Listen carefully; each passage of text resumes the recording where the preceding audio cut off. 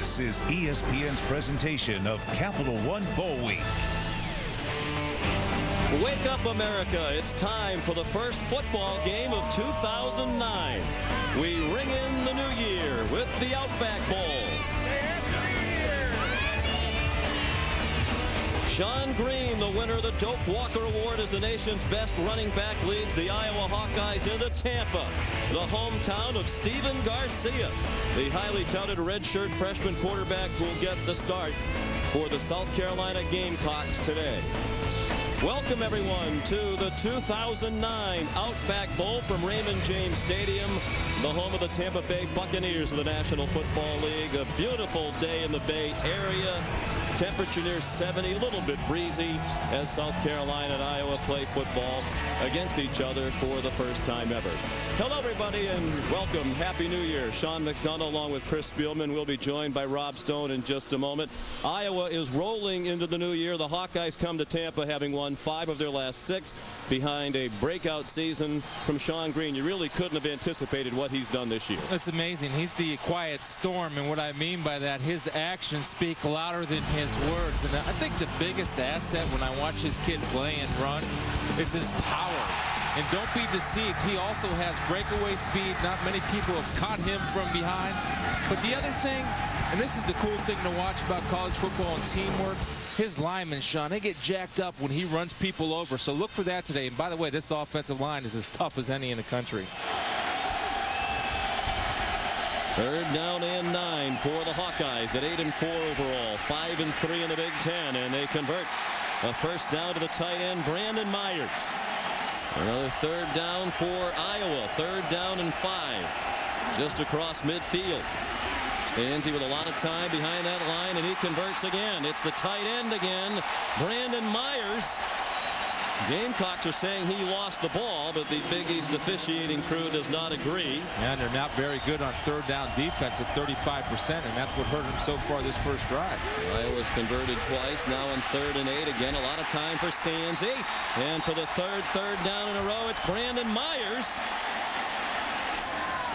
Second and goal from the 6. Stanzi throws on the run, goal line, touchdown Iowa. Trey Strauss, the junior, with the first score of 2009. 2 games during the regular season. Did not start the regular season finale. Chris Smelly started and went all the way against Clemson. Matt Kroll drives back Mike Davis on the first play from scrimmage. Tackler, and has 5 interceptions. 2nd and 13. Garcia throws an interception. Picked off by Tyler Sash. And the freshman with another big play for Iowa. They brought it back to the 18-yard line. Right now, that seems to be the way for this football team. Here's Green running right. And a great cutback ability to get inside the 10. Down to the 5. Chris Culliver the tackle. 10 yards and a first down. Here's Rob. Stanzi's nearly 6 feet 5. He gives it to Green. Touchdown, Iowa.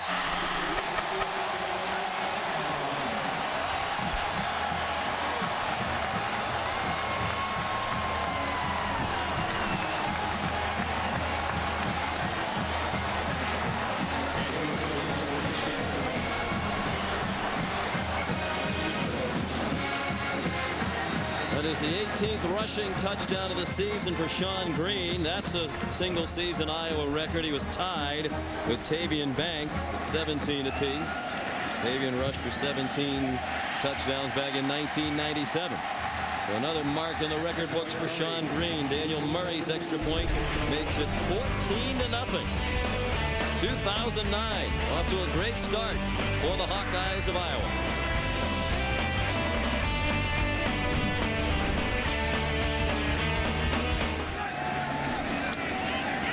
After the 3-yard run by Davis, here's Garcia taking off and running. He lost the ball, and Iowa has it. Still a scrum now as it squirted away from Sash, but Iowa does have it, and Garcia has turned it over twice. Christian Ballard knocked it out.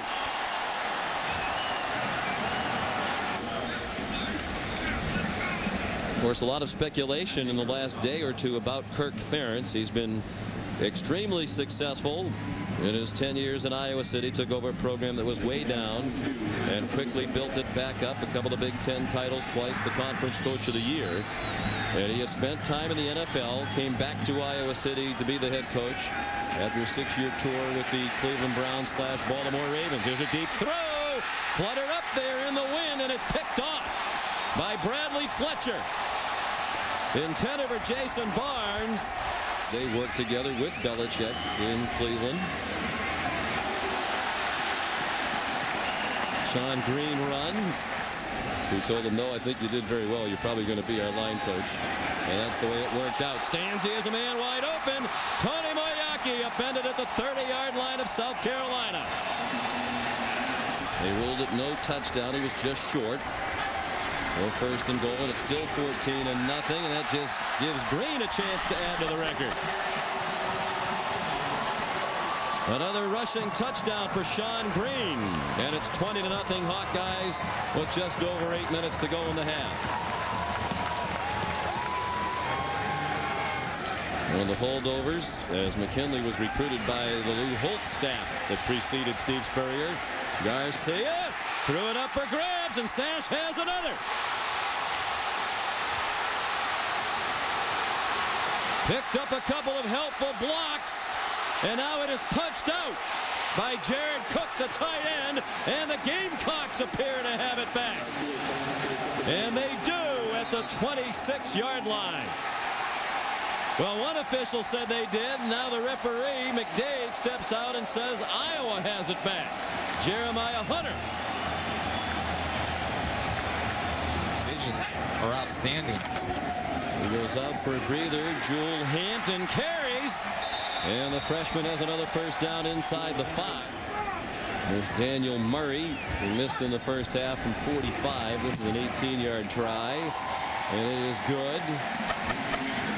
And it's 24-0 Hawkeyes with 9:09 to go in the third quarter at the Outback Bowl in Tampa. That's what Iowa will do to you. It's a crazy place. This throw is on target to Andy Brodell.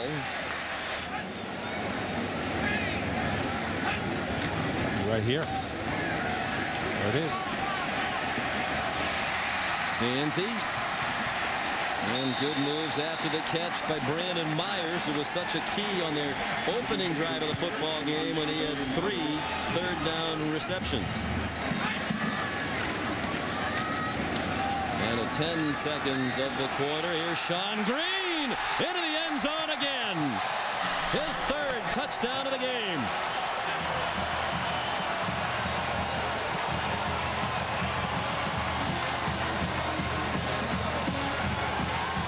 Well, that's just a zone running screen.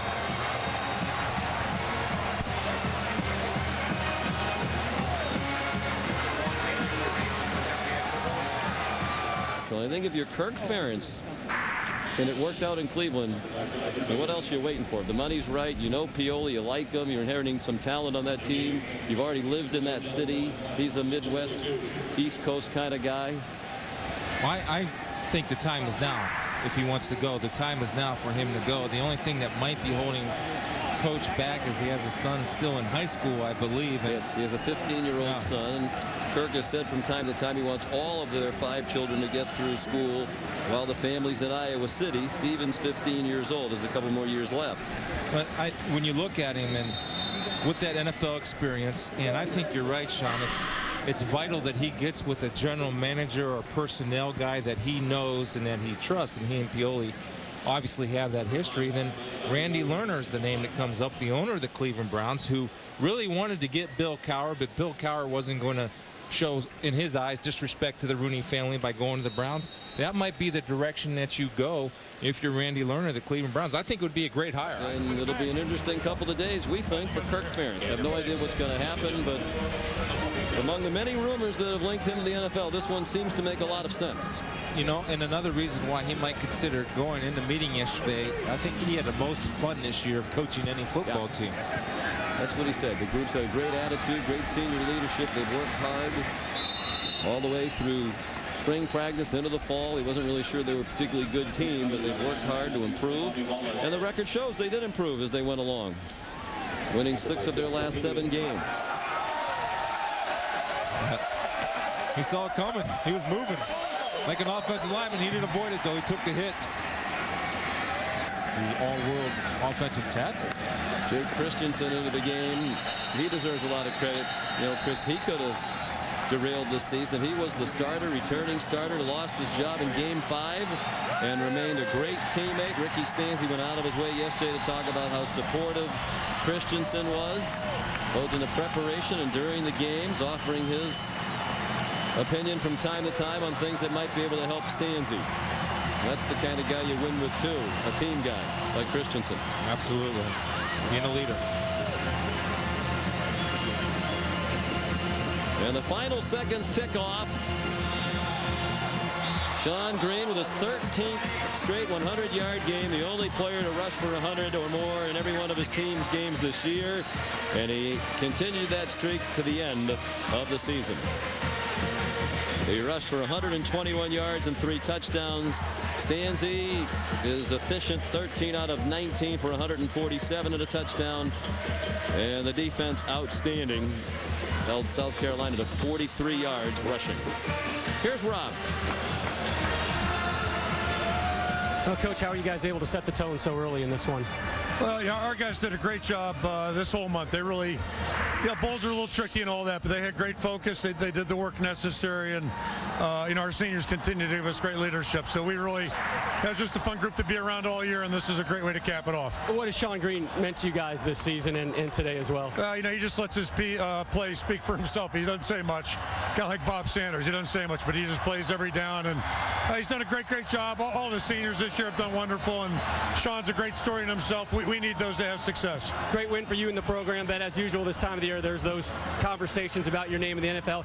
Should Scott Pioli take over Cleveland, how would that affect your outlook on maybe going to the NFL? Scott's a great friend of mine, and I think it's a mutual thing. You know, but I think it's presumptuous to think anybody knows what he's doing right now, and he and I haven't talked in 3 weeks. So, I mean, you know, we've both been doing our jobs, and I'll tell you, I've got a great job at Iowa. I've said it many times. The people are fantastic, and I just feel very fortunate. Where's the NFL on your to-do list, if you will? It's you know, I don't have a to-do list. I never have. I just try to live every day and enjoy them, and I can't think of a year I've enjoyed much more than this one. Coach, thanks for your time. Thanks, Happy Rob. New Year. Thank you. And if you want a small example of why he is the kind of person he is, you know, a lot of coaches, Chris, would have brushed that off. He clearly didn't really want to answer it, but he gave a thoughtful, respectful, professional answer. And I think a sincere answer. I really think that is what the situation is right now and where his mindset is. And that's what you expect from him, and that's what we've come to know of Coach Ferentz. He's straightforward, he's honest, and that's why he's a great college football coach, and he'd be a great coach in the NFL. Or at Iowa. Or Iowa. As someone who works in college football, I hope he stays. I hope he stays for Iowa and the Big Ten. I think he's a great addition to the Big Ten. Final score, Iowa 31 and South Carolina 10. The Hawkeyes now 2-1 all-time at the Outback Bowl. This has been a presentation of ESPN, the worldwide leader in sports. For Chris Spielman, Rob Stone, and the rest of our great ESPN HD crew, Sean McDonough saying so long. Happy New Year, everyone, from Tampa, Florida. Let's join Reese Davis in the studio.